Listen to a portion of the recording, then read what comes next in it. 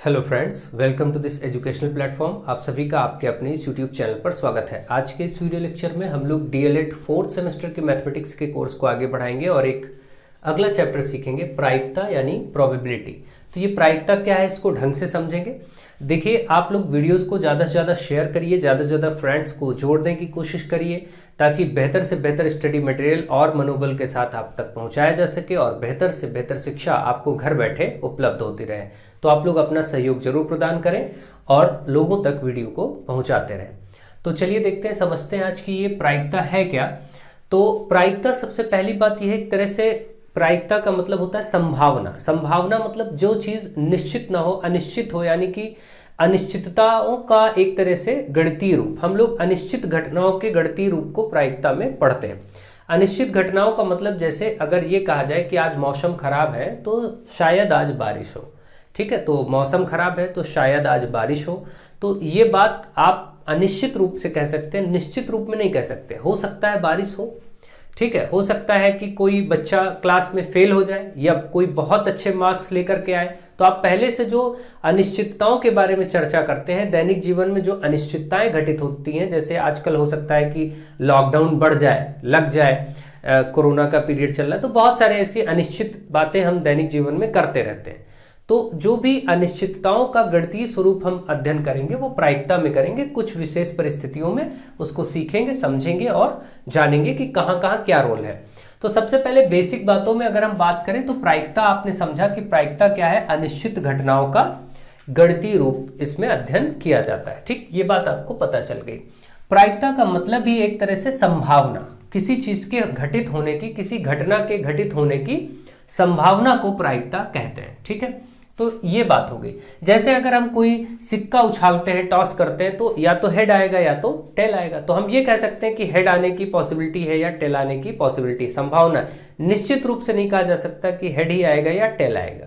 इसी प्रकार से अगर एक लूडो का पासा फेंकते हैं तो ये निश्चित नहीं है कि 1 से 6 में कौन सा अंक आएगा। आपको मालूम है कि लूडो के पासे में 1 से लेकर 6 तक अंक होते हैं, लेकिन ये नहीं कहा जा सकता कि 4 आएगा, 3 आएगा, 5 आएगा, कौन सा अंक आएगा ये नहीं कहा जा सकता।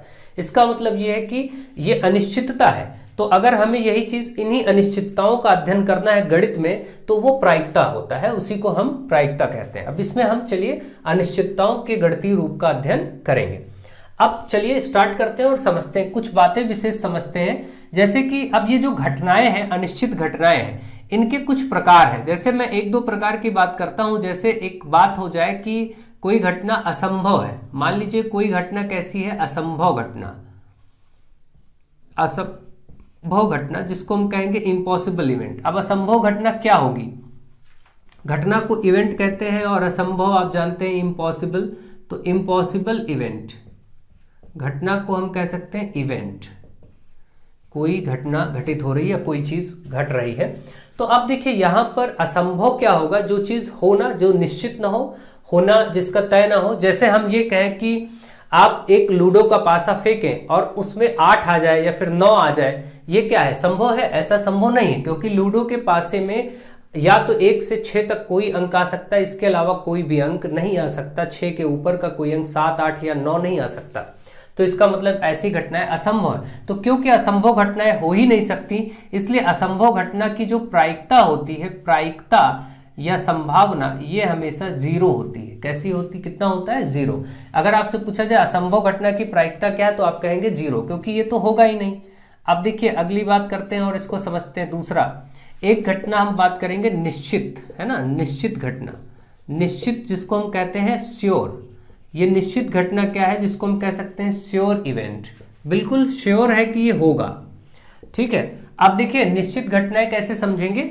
जैसे कोई चीज, आपने एक सिक्का टॉस किया तो उसमें हेड आएगा या फिर टेल आएगा, ये निश्चित है।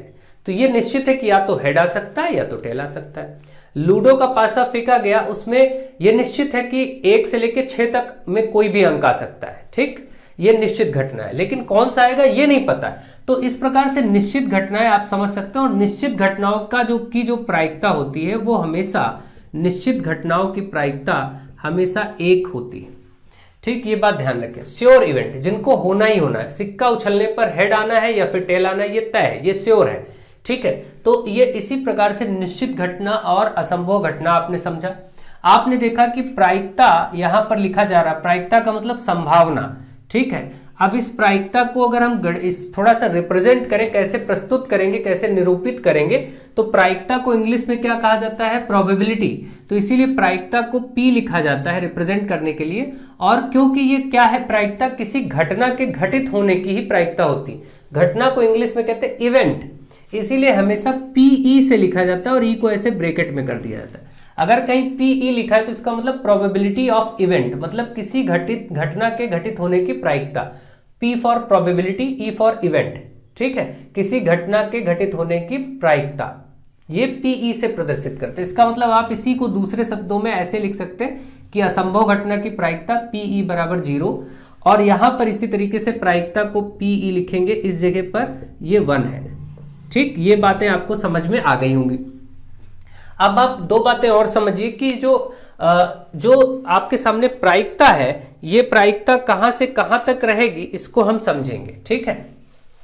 आपने देखा कि 0 से लेकर के 1 तक, तो किसी भी प्रायिकता को मैक्सिमम, आप ये समझ लीजिए, कोई भी प्रायिकता जो होगी, प्रोबेबिलिटी, वो हमेशा या तो 0 हो सकती है या 1 हो सकती है, यानी कि प्रायिकता हमेशा 0 या 1 के बीच में रहेगी, और 0 भी हो सकती है, 1 भी हो सकती है।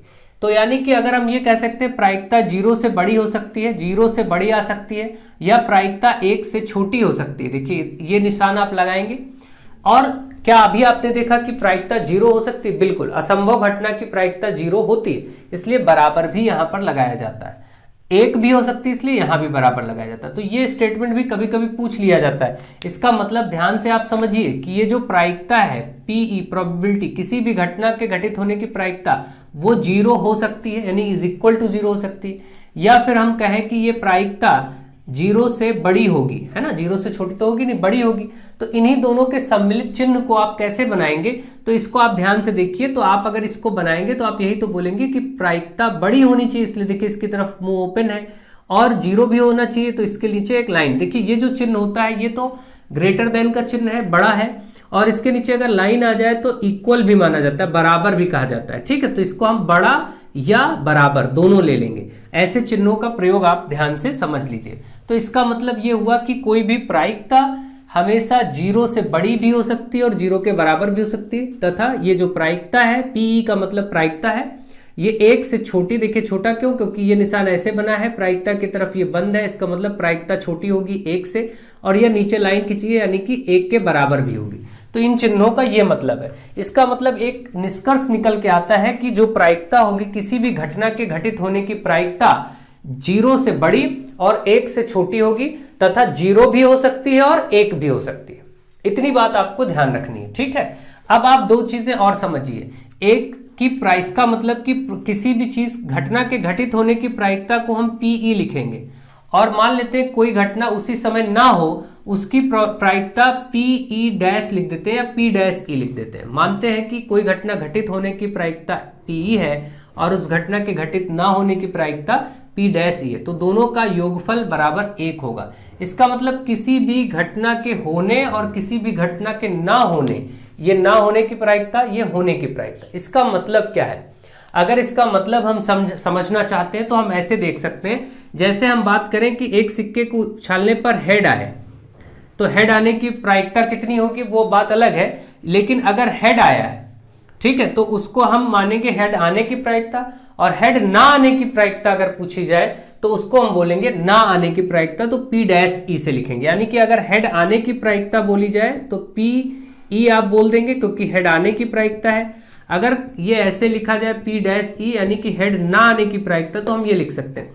तो दोनों की घटनाओं का योगफल हमेशा 1 होगा। इस बात को समझने के लिए थोड़ा सा भी हमें प्रायिकता को डिटेल में समझना होगा, फिर इस बात को आप समझ पाएंगे। अभी के लिए इतना याद रखिए, किसी भी घटना के होने और किसी भी घटना के ना होने की प्रायिकता यानी संभावनाओं का योगफल 1 होता है। अगर कभी पूछा जाए तो इसको ये इसी प्रकार से आप याद रखिए, किसी भी घटना के होने और उसी घटना के ना होने की प्रायिकता का योगफल सदैव 1 होता है, ठीक है।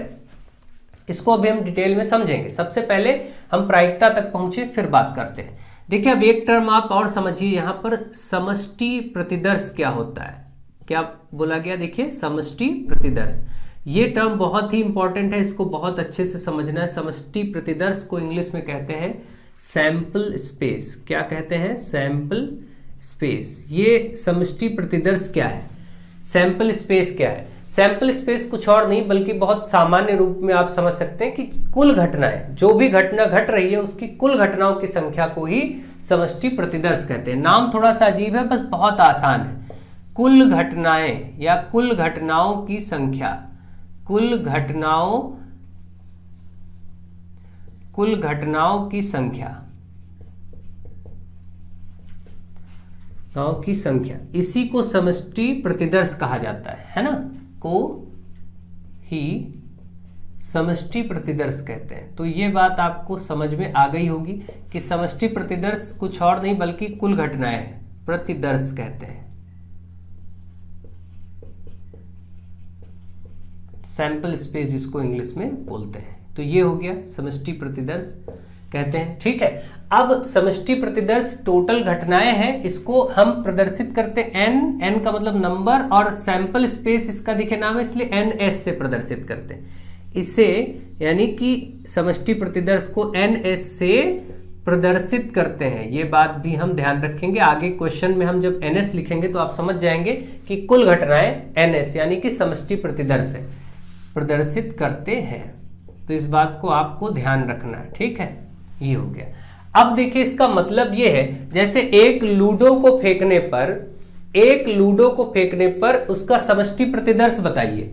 तो एक लूडो के पासे को फेंकने पर उसका समष्टि प्रतिदर्श बताइए। अब लूडो के पासे को फेंका जाएगा तो पासे में अंक होते 1 2 3 4 5 6। तो इस लूडो के पासे को फेंकने पर यही तो घटनाएं हो सकती हैं। कितनी घटनाएं हैं? 6 घटनाएं हैं। तो इसलिए इसका सैंपल स्पेस 6 होगा। आप क्या बोल देंगे? 6। एक सिक्के को उछालने पर समष्टि प्रतिदर्श बताइए, यानी कि कुल घटनाएं बताइए। तो सिक्के को उछालेंगे तो उसका NS सैंपल स्पेस कितना आएगा? 2 ही तो आएगा। एक सिक्का उछालेंगे तो 2 आएगा। इसी प्रकार से धीरे धीरे हम अभी सीखेंगे। 2 सिक्का उछाला जाएगा तो 2 सिक्का उछाला जाए उसका समष्टि प्रतिदर्श बताइए, तो उसका समष्टि प्रतिदर्श 4 होगा। 3 सिक्के उछाले जाए तो उसका समष्टि प्रतिदर्श 8 होगा। ये सब हम अभी ढंग से सीखेंगे, समझेंगे क्यों होगा ये भी देखेंगे। अभी आपको मैं बता रहा हूं, फिर देखिए। तो आपने देखा कि जो समष्टि प्रतिदर्श है वो कुल घटनाओं को प्रदर्शित करता है, ठीक, और कुछ नहीं। जैसे एक सिक्का फेंका गया तो 2 क्यों है समष्टि प्रतिदर्श? या तो हेड आएगा या तो टेल आएगा, और तो कुछ आ नहीं सकता, इसलिए यही आ सकता है। 2 सिक्के फेंके जाएंगे तो क्या होगा? या तो हेड आएगा दोनों पर, या एक हेड और एक टेल आएगा, या फिर दोनों पर टेल आएगा, और या फिर पहले पर टेल और दूसरे पर हेड आ जाएगा। ठीक है, इस प्रकार से ये 4 घटनाएं हैं इसके 2 सिक्कों के लिए। तो इन्हीं तरीकों से हम अभी सीखेंगे, सिक्कों का सारा खेल समझेंगे। देखिए यहाँ पर 1 2 3 4 घटनाएं हैं, इन्हीं को समष्टि प्रतिदर्श आप बोलेंगे। तो जब कभी किसी भी कॉइन सिक्के को उछाला जाए, फेंका जाए, तो वहां से समष्टि प्रतिदर्श या कुल घटनाएं पूछी जाए तो आप ये बता सकते हैं। ठीक है, आई थिंक आपको समष्टि प्रतिदर्श समझ में आ गया होगा कि ये समष्टि प्रतिदर्श होता क्या है। ठीक, अब देखिए समष्टि प्रतिदर्श तो आपने समझ लिया। अब हम बात करते हैं कि अगर कभी 2 सिक्के फेंके जाए। अब सबसे पहले तो ये समझ लेते हैं कि प्रायिकता क्या है। प्रायिकता को अब अगर हम सूत्रबद्ध करें, समझे, तो प्रायिकता होता है P लिख करके और ब्रैकेट में E है ना, इससे रिप्रेजेंट करते हैं। प्रायिकता का सूत्र होता है, ऊपर आप लिखा जाता है अनुकूल घटनाएं। क्या लिखा जाता है? अनुकूल घटनाएं। अनुकूल का मतलब फेवरेबल घटनाएं, जो आपको चाहिए, फेवरेबल इवेंट। और नीचे चाहिए होती है कुल घटनाएं। कुल घटनाओं को क्या कहते हैं? वही प्रतिदर्श समष्टि तो कहते हैं कुल घटनाएं। बस यही सूत्र आपका होता है प्रायिकता का। इसको अगर दूसरे प्रकार से लिखेंगे तो आप ऐसे लिख सकते हैं, ये PE प्रायिकता हो गया, NE लिखेंगे मतलब कि नंबर ऑफ इवेंट, घटनाओं के होने की प्रायिकता जो हमें चाहिए, और दूसरा नीचे लिख सकते हैं NS मतलब सैंपल स्पेस। इसका मतलब ये हुआ कि कुल कितनी घटनाएं हैं वो NS हो गया, यानी कुल घटनाएं NS। हमेशा मैंने अभी बताया कि NS रिप्रेजेंट क्या करता है? कुल घटनाओं को। NE क्या रिप्रेजेंट करेगा? कि क्या घटनाएं आपको चाहिए। जैसे अगर कोई पूछे कि एक प्रश्न आए कि एक सिक्के को उछाला जाता है, एक सिक्के को उछाला जाता है या फेंका जाता है, उसमें हेड आने की प्रायिकता बताइए। हेड आने की प्रायिकता, तो आप बताइए एक सिक्का उछाला जाएगा तो उसमें 2 ही संभावना है, या तो हेड या तो टेल। ये 2 संभावनाएं हैं। इसका मतलब NS सैंपल स्पेस इसका 2 हो गया। सैंपल स्पेस क्या हो गया? 2, या तो हेड या तो टेल। सैंपल स्पेस का मतलब कुल घटनाएं, मैंने अभी बताया एनएस कुल घटनाएं होता है एनएस। कुल घटनाएं मिल गई, एक सिक्के उछालने पर 2। अब इसमें से आपसे बोला गया है कि एक सिक्के को उछालने पर हेड आने की संभावना क्या है। ठीक है, हेड आने की संभावना क्या है, हेड एक ही बार आ सकता है। तो आप देखिए प्रायिकता या संभावना निकालने के लिए पीई प्रायिकता, एनई आपको हेड लाना, हेड एक ही आ सकता है, ऊपर 1 लिखिए, ये आपकी फेवरेबल इवेंट हो गई यानी अनुकूल घटना हो गई। और कुल घटनाएं कितनी, 2, तो यहां पर लिख दीजिए। इस प्रकार से 1/2 इसका आंसर हो गया। यानी प्रश्न क्या था, एक सिक्के को उछालने पर हेड आने की संभावना या प्रायिकता क्या होगी, 1/2, है ना। इसी तरीके से टेल आने की भी संभावना क्या होगी, टेल भी एक ही आ सकता है, तो उसका भी 1/2। ठीक, तो इस तरीके से अब देखिए यहां पर आपने ये अच्छे से सीख लिया कि हेड आने की और टेल आने की पॉसिबिलिटी क्या होगी। अब यही चीज हम आगे देखते हैं, यहीं पर हम उस रूल को भी जस्टिफाई कर लेते हैं। अगर हेड आने की प्रायिकता 1/2 है तो हेड ना आने की प्रायिकता क्या होगी। तो मैंने क्या कहा, आने और ना आने का योगफल क्या होता है, ये आने का हो गया और प्लस ना आने का P' लिख सकते हैं, या फिर कभी कभी यहां पर नॉट P लिख दिया जाता है, बराबर 1। मैंने क्या कहा था, वो चीज होने और ना होने की घटना का योगफल 1 होता है। अब मान लीजिए हेड आने का 1/2 है तो हम यहाँ 1/2 रख देंगे, ना आने का इससे अपने आप निकल आएगा, मतलब 1 से ये प्लस है उधर घट जाएगा तो माइनस हो जाएगा, 1 में से 1/2 उधर जाके माइनस होगा, और आपको मालूम 1 में से 1/2 जाएगा तो 1/2 ही आ जाएगा। इस सूत्र से भी इसका प्रयोग कर सकते हैं। यही मैंने आपको समझाया था, किसी भी घटना के होने और ना होने का योगफल 1 होता है। ठीक, सक्सेस और फेल्योर का योगफल, प्रायिकताओं का योगफल उसका 1 होता है। ठीक है, तो ये बातें आपको क्लियर हो गई होंगी, इनको आप ध्यान से समझिए।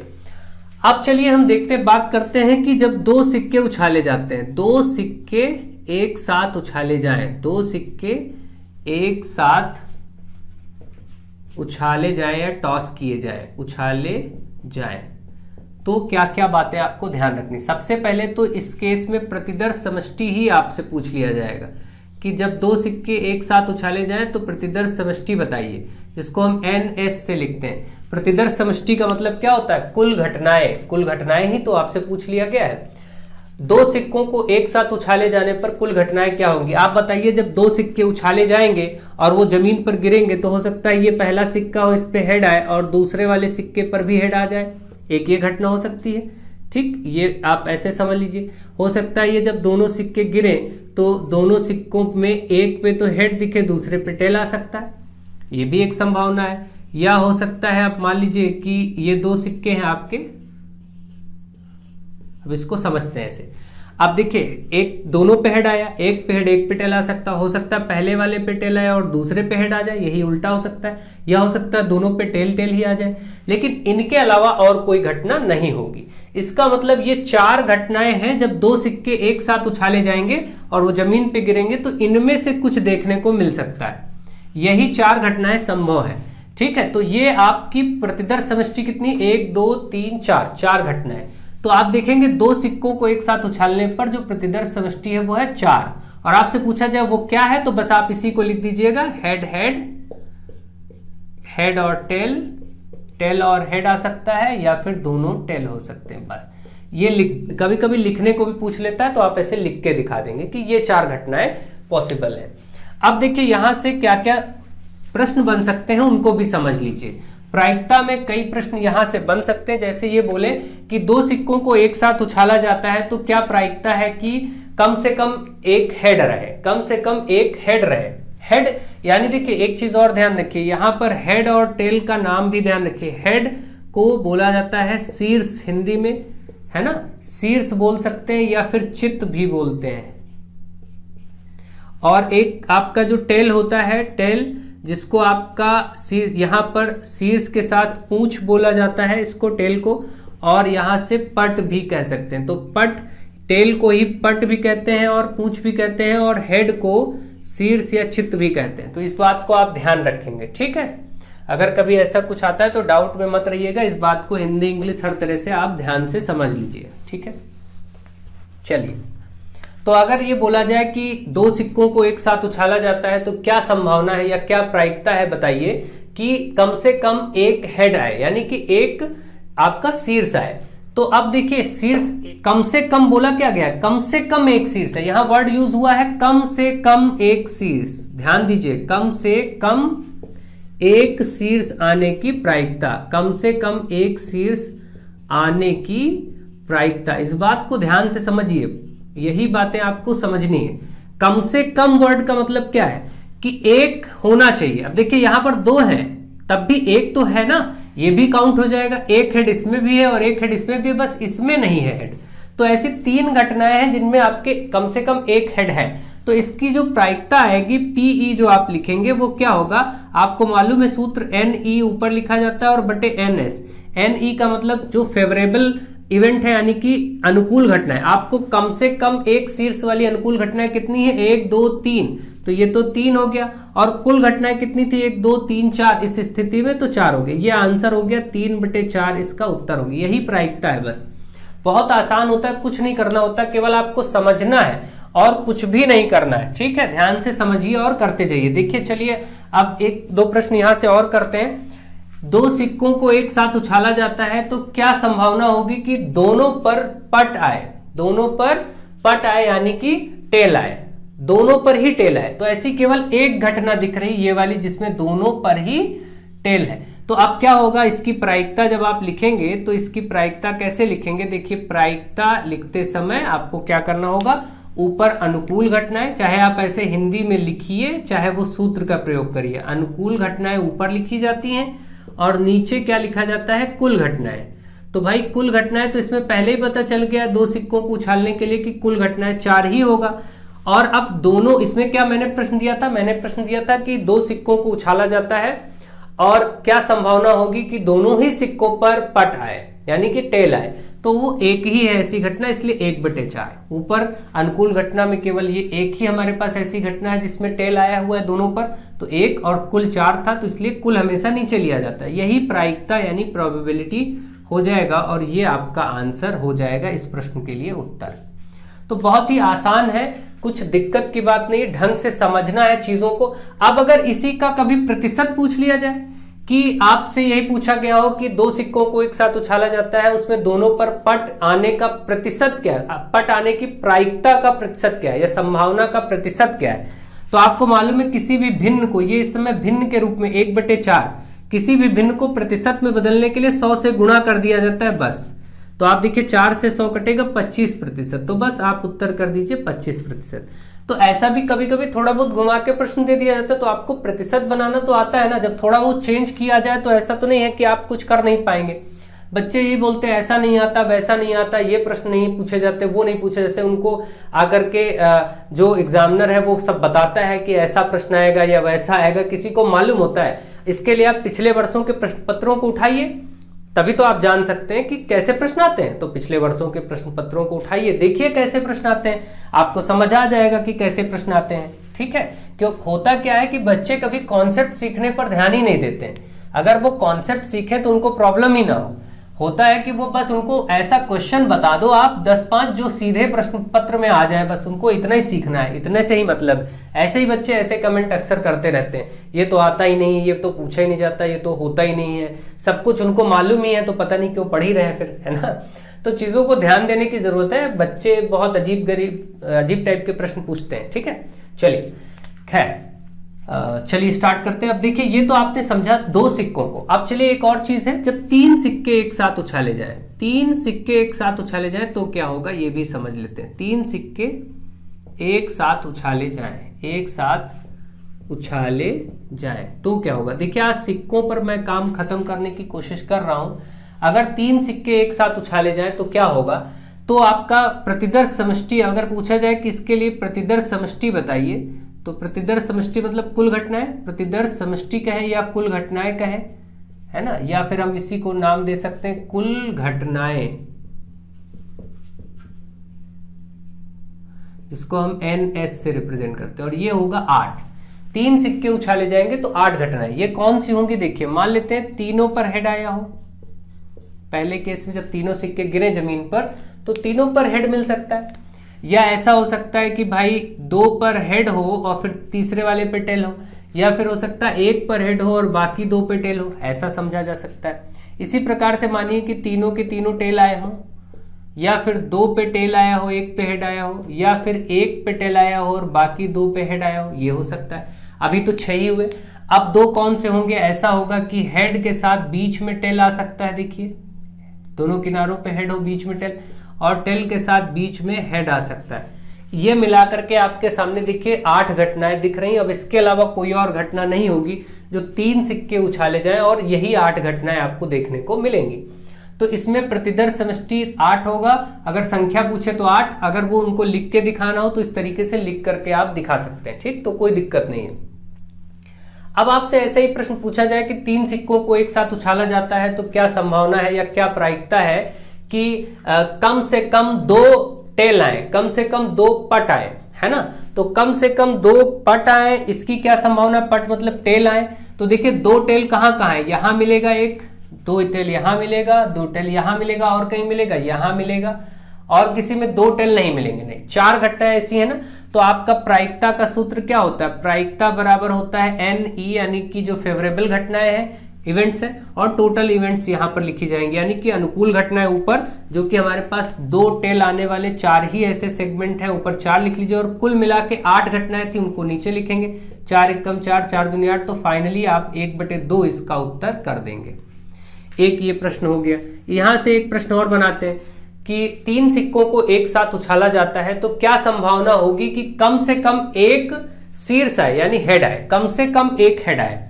अब जरा बताइए ये कि कम से कम एक हेड वाले कौन से हैं, आप बताइए। देखिए इसमें कम से कम एक हेड मिल जाएगा, एक तो मिलेगा ही, 3 है मतलब एक तो मिल ही जाएगा।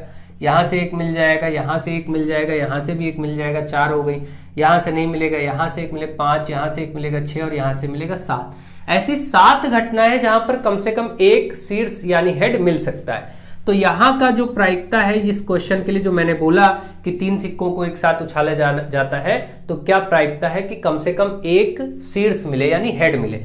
तो इसकी 7 घटनाएं हैं, और कितने में से? टोटल 8, टोटल तो 8 ही है ना। तो बस ये आपका आंसर हो गया 7/8। ऊपर आप देखिए सूत्र होता है ना NE/NS, तो NE की जगह जो आपकी अनुकूल घटना है वो 7 है, ऐसी जो आपको चाहिए थी, और कुल 8 थी, वो ये हो गए, तो 7/8।